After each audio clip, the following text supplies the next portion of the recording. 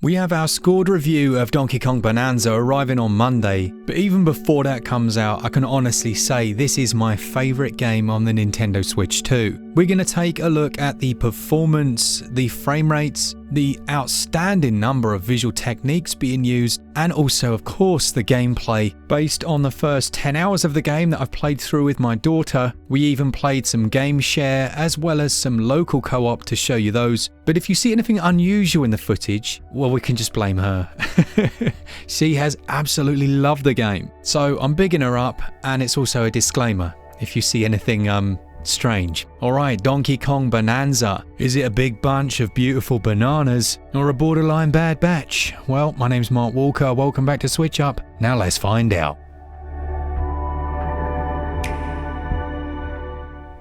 Usually when making a performance review, I just want to get real nerdy and talk loads about visual quality and frame rates, but I have to be honest, I really cannot wait for you to get to the gameplay section. Still, let's do this bit first. Donkey Kong Bananza is an incredibly good looking game. When it comes to frame rates, it targets 60 frames per second as you would hope, and it can maintain that most of the time. However, there are a few locations and instances and certain things that you can replicate to bring the frame rate down ever so slightly momentarily in certain situations. For example, when entering DK's powered up state, he grows larger but is able to smash through much more rapidly, and during those times you can actually cause enough chaos to momentarily drop that frame rate. I actually got it down to 40 frames per second. As you can see, a few frame pacing stutters and then it comes straight back up to 60 again. I feel like Nintendo have tried to disguise these moments with a bit more screen shake. So rather than feeling like a big drop in performance, everything kind of shakes as that happens and almost gets away with feeling intentional. As I say, these are moments that are not all the time. As you can see from the other frame rated areas, most of it is a very silky 60 frames per second with a 16.66 millisecond frame time. Input latency is excellent as well. It feels really nice in these modes. And later we'll look at how they used mouse mode, and actually that also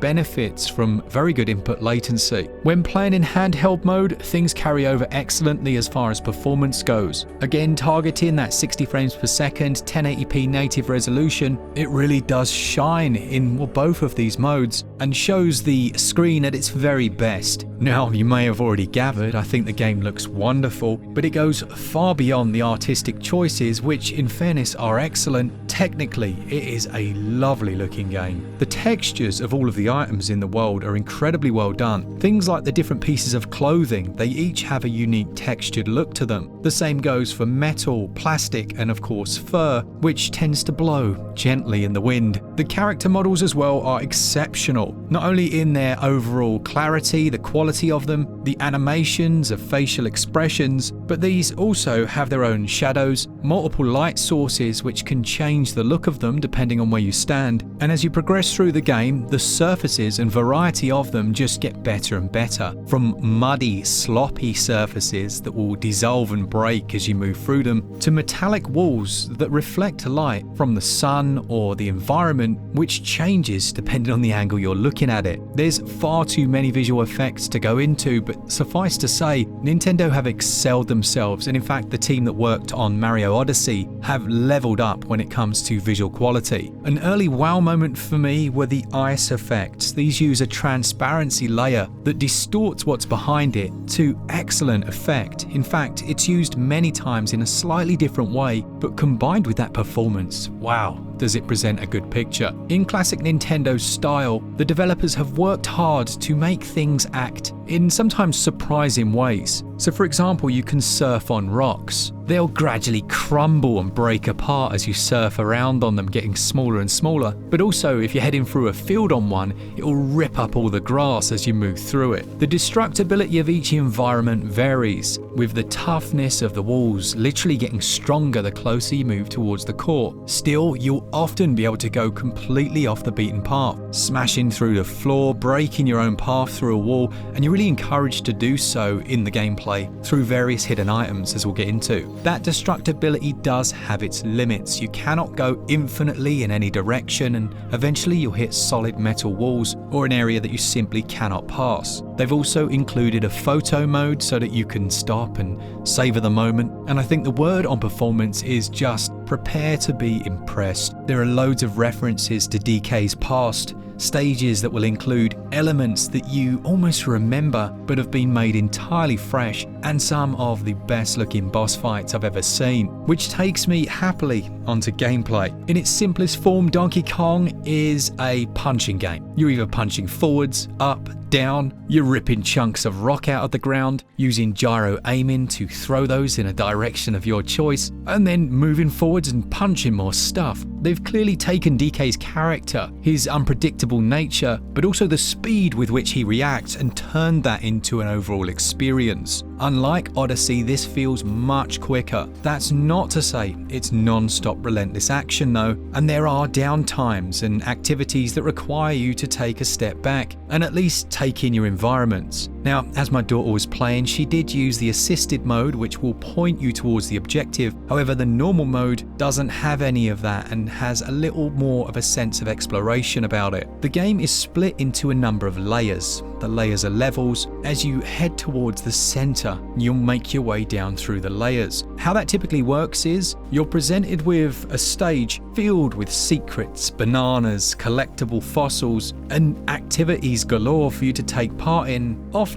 in the order that you choose. With that said, it does have a nice feeling of guided linearity in its main objective of each level, and in that regard takes the best aspects of Odyssey and even Mario 64. Those bananas will have a name attached to them, linking them to the location they're found. And they'll also grant you skill points, which you can use to buff DK in a number of areas, meaning that you constantly feel like you're gradually getting stronger. The collectibles are a great idea, especially for kids. You can probably tell in the footage, I spent a lot of time trying to focus my daughter and get her to go in the direction to get to the next area, but actually I almost felt bad for doing that because she just wanted to smash through a wall and collect a fossil or make a new hole, and maybe even an area that Nintendo didn't consider as much. When kids pick up this game, they want to create bases, so they'll dig holes in the ground and place dirt on top to make structures, and Bananza actually facilitates that type of play. As well as this, each of the areas has a number of getaways that you can establish, and I mean getaway in like the homely sense. You basically make a little base for yourself. There's a place to sleep, somewhere to change your outfits, and by doing that, you'll gradually add temporary hearts, which upon sleeping will restore. Now, the various collectibles that you get in the game actually work towards a number of different extra things. There's a real clothing system here, so you can don DK in a variety of different outfits, and they'll have stats attached to them, like being able to make him swim a little faster. And of course, you do find Pauline, and you can buy outfits for her as well. Pauline is essentially used to sing within the world, and her singing can break down certain blocks to help you progress in each stage. Combat plays a large part in the experience, whether it's different monsters and creatures, or allied friends who you can't help but, well, rip chunks off of as they regrow. But DK can also pound his chest and enter a powered up state, growing larger and causing even more destruction for a limited period of time. But eventually you will face one of the game's bosses. These are excellently designed and start out quite easy. They do get more challenging, but they're certainly not the toughest fights that I've experienced, while still being very enjoyable. We haven't done them all yet, so there's probably a lot more challenge up ahead, but so far difficulty wise there's nothing too crazy. At the end of each stage you'll move down, literally diving down through the earth, and even here it's like a mini game where you can collect extra gold, and sometimes it will present you with different choices for the area that you go to next. Like one of the earlier choices